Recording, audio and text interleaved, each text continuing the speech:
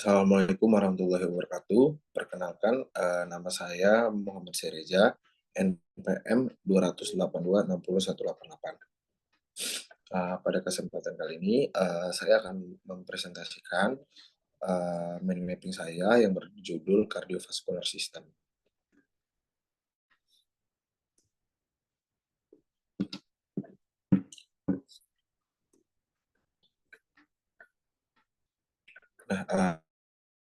Nah, kelistrikan jantung.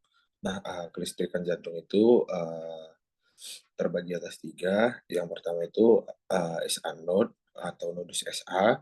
Selanjutnya ada AV node atau nodus AV. Selanjutnya ada sistem His-Purkinje. Nah, kalau SA node itu terletak di atrium kanan jantung yang dikenal sebagai alat pacu jantung alami. Aktivitas listrik menyebar melalui dinding atrium dan menyebabkan kontraksi. Selanjutnya ada atrioventrikular atau AV node atau nodus AV terletak di septum intratial dekat dengan katup trikuspid. Fungsinya itu memperlambat sinyal listrik sebelum masuk ventrikal. Penundaan ini memberikan atrium waktu berkontraksi sebelum ventrikal berkontraksi. Selanjutnya yang ketiga ada sistem His-Purkinje. Nah, terletak yang dinding ventrikal jantung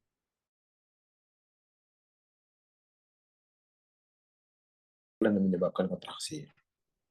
Nah, jadi secara umum stimulus listrik ini pertama kali dihasilkan oleh SA node.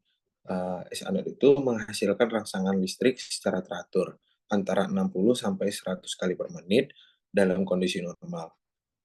Atrium kemudian diaktifkan dan stimulus bergerak turun melalui jalur konduksi dan menyebabkan ventrikel jantung berkontraksi dan memompa darah keluar. Dua ruang atas jantung yang bisa disebut atrium dan berkontraksi dengan singkat sebelum dua ruang bawah. Selanjutnya ada hukum Frank Sterling. Nah, mekanisme Frank Sterling adalah prinsip fisiologis yang menjelaskan bagaimana jantung merespon perubahan pengambilan vena. Peningkatan kembalinya vena menyebabkan ruang jantung terisi dengan menyebabkan jantung berkontraksi lebih kuat dan memompa lebih banyak darah.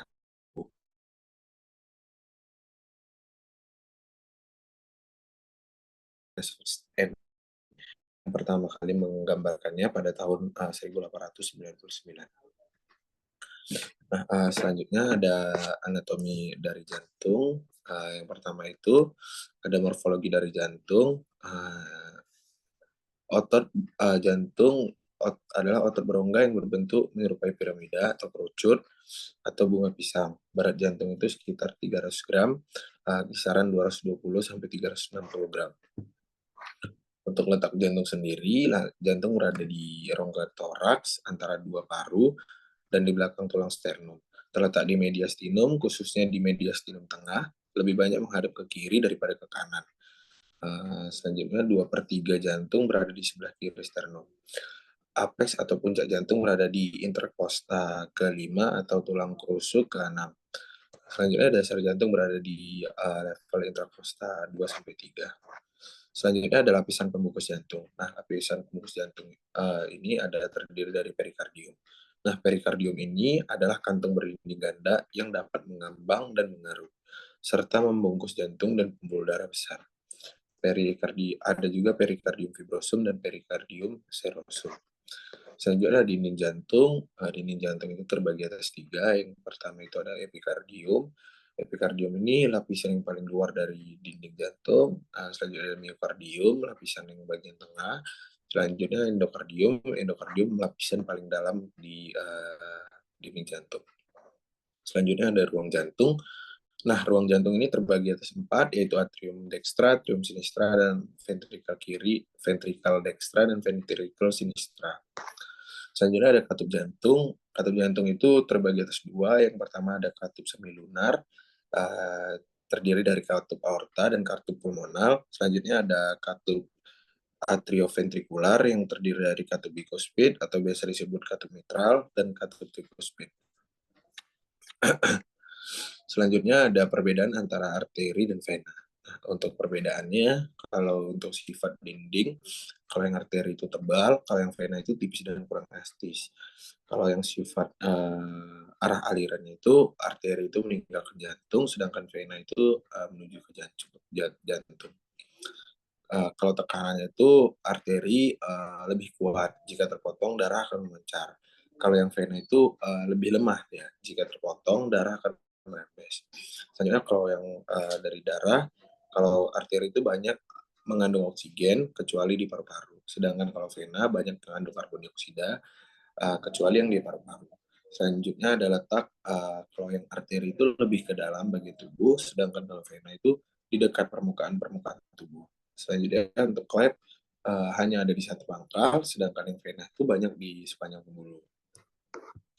Selanjutnya ada fisiologi jantung sebagai alat pompa. Jantung dapat dianggap sebagai dua bagian pompa yang terpisah terkait fungsinya sebagai darah. Masing-masing terdiri dari satu atrium, ventrikel kiri dan kanan. Pompa kanan sirkulasi itu, sedangkan bagian pompa kiri berfungsi untuk sirkulasi sistemik untuk ke seluruh tubuh. Nah, selanjutnya ada anatomi pembuluh darah. Yang pertama itu ada aorta. Nah, kalau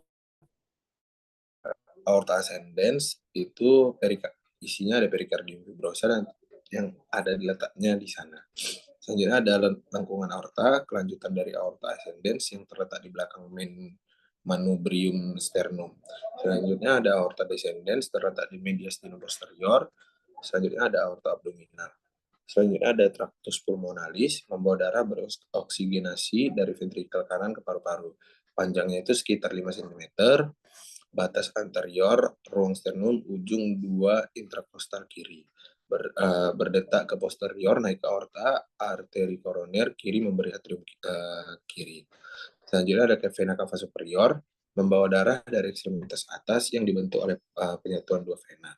Varicocefalica berjalan lurus ke bawah, berakhir di atrium dextra.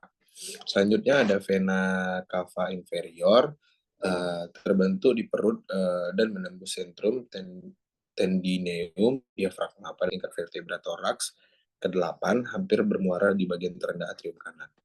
Selanjutnya ada vena pulmonalis, tidak memiliki katup, membawa darah yang kaya oksigen. Ini adalah referensi yang saya gunakan untuk menyelesaikan mind mapping saya. Sekian presentasi saya. Lebih dan kurangnya saya mohon maaf. Wabillahi taufiq wal hidayah. Wassalamualaikum warahmatullahi wabarakatuh.